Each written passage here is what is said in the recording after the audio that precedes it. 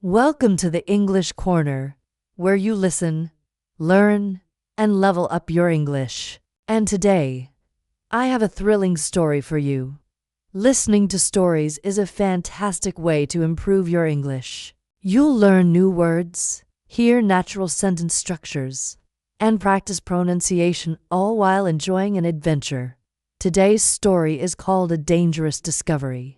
The relentless desert stretched out in every direction, a sea of shifting golden dunes beneath a blazing sun. Dr. Evelyn Carter squinted, her eyes scanning the horizon, the endless expanse of sand appearing to stretch forever.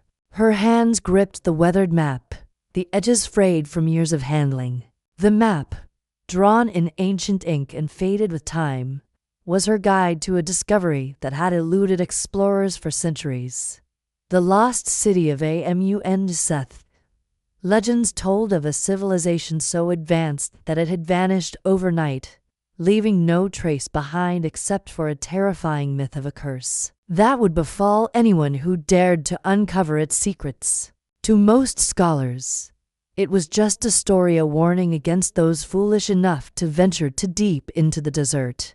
But Evelyn knew better. She had seen the signs. The fragments of stone tablets she had found buried beneath layers of sand. They were the key, and this map led her here. Beside her, Daniel Wells, her trusted colleague and friend, wiped sweat from his brow as he squinted into the horizon. "Evelyn, I have to say it again. We've been out here for days, and we still haven't found a thing.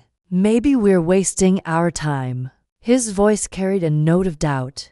But Evelyn only shook her head, a determined gleam in her eyes. "We're close," she said, her voice steady. "I can feel it." With renewed purpose, they pressed on, stepping carefully across the blistering sand. Then, as they crested another dune, the wind shifted, and Evelyn froze. In the distance, hidden beneath a veil of sand, there was something, an outline of stone. Her heart raced as she started moving toward it, her boots sinking into the sand with every step.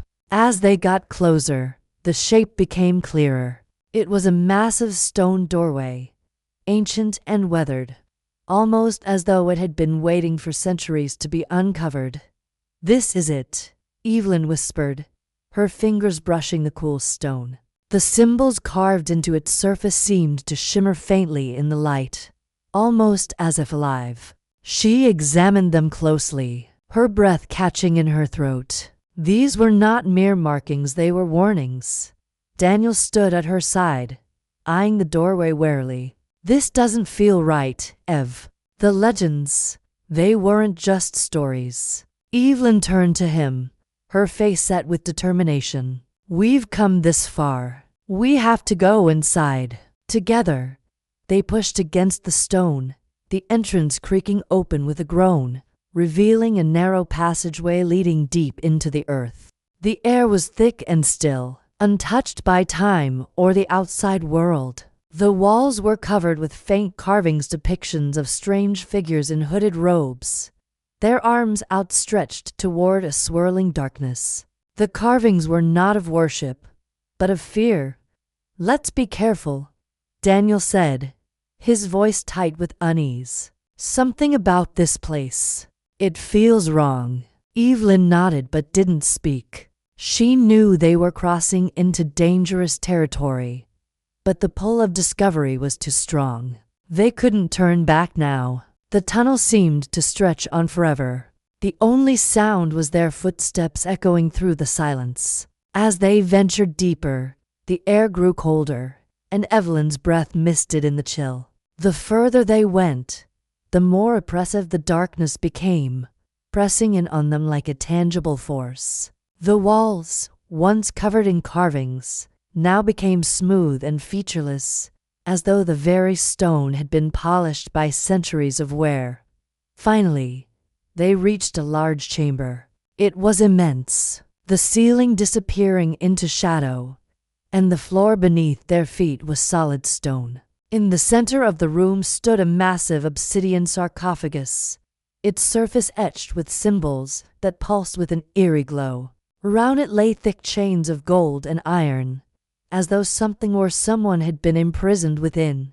Evelyn approached the sarcophagus slowly, her heart hammering in her chest. The air seemed to hum with an otherworldly energy. She traced the markings with her fingers, her skin prickling as she did. The symbols were not just decorative. They were binding spells, designed to keep whatever lay inside locked away forever. "Evelyn," Daniel said, his voice low, filled with apprehension. "This isn't just a tomb. This is something else." She didn't answer. Her eyes were fixed on the sarcophagus. She had to know what was inside. Slowly, she stepped back and nodded to Daniel. Together, they began to pull at the chains, the heavy metal creaking in protest. They didn't know what they were releasing, but they couldn't stop now. They had to know the truth. With one final pull, the chains snapped, falling to the floor with a deafening clatter. The sarcophagus groaned, the heavy lid slowly beginning to rise. As it did, a foul, stale wind rushed out, carrying with it the scent of rot and decay. The creature that emerged was not what they expected. It was human, or at least it had once been. Its skin was dark as obsidian, smooth and unblemished by time. Its eyes, glowing with an unnatural golden light, snapped open, locking onto Evelyn with a predatory intensity. A voice, deep and hollow, filled the chamber. "You should not have come." Evelyn felt a cold shiver run down her spine. The creature stood up slowly, its chains still clinking as it moved, its limbs unnaturally stiff. It was as though it had been waiting, biding its time for centuries, until it had finally been freed. "Run!" Daniel shouted, grabbing her arm and pulling her toward the entrance. But it was too late. The creature raised one hand, and the shadows in the room seemed to stretch and come to life, creeping along the walls and reaching out toward them. The statues that lined the room, the ones that had once appeared to be stone, began to crack and crumble, revealing skeletal forms trapped within. They had not been statues at all, but prisoners, bound to serve the creature for eternity. Evelyn stumbled, her pulse racing. She knew they had awoken something that had been meant to stay buried. The air was thick with an oppressive force, as if the very room was alive with anger, and it was reaching for them. The ground trembled as if responding to the creature's awakening. The walls of the chamber cracked, and debris began to fall. Evelyn and Daniel ran, the shadows chasing them, their footsteps echoing through the collapsing ruins. As they neared the exit, a piercing cry rang out behind them.